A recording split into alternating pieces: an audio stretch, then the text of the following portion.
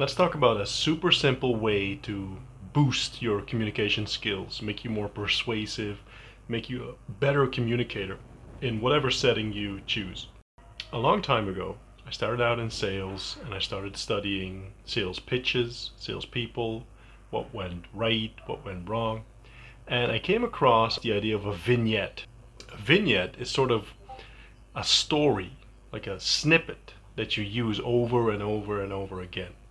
So in sales and in networking and also in seduction, wherever, there are certain things that come up again and again and again. And you want to have certain questions there are, or certain subjects that come up. And it's good to have a vignette, to have something at the ready to share with someone. In Hustlers University, if you're in there, in the personal finance chat, I recently shared some videos too. One of them was from Andrew Tate and the other one was from Marco Pierre White. And you see two very different communicators, but you see certain similarities. And one of the big similarities that wasn't guessed by the students was the use of vignettes, the use of certain story snippets that come back again and again and again, and that are so told in the same way. So let me take the story of White giving back his 3 Michelin stars.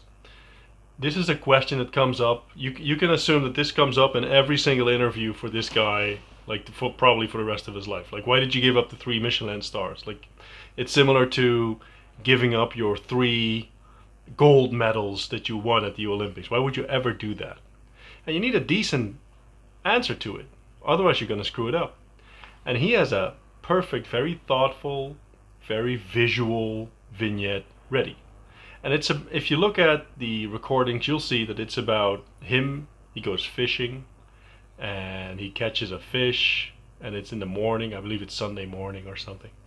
And he throws it back, and through whatever connection, he realizes that the people that are judging him know less about the subject than he does. And that's the moral of the story. That's the punchline, and it really hits home because of the way he tells it. But he carefully crafted the vignette beforehand. So think about, like, which type of vignettes would help for you. Which could you use? Would you get like a lot of usage out of? And how would you structure them? I'm very curious to see like what you come up with in terms of answers. Like, which situations would fit for a vignette, and how would you structure it? How would your story look like? So put them in the comments. Really curious. Also, I will be taking a few of the comments and going over them in Hustlers University. So if you're not in there already, I would urge you to get in there. And if you're in there already, put your suggestions in the comments, and we'll be going over them in the rooms very soon.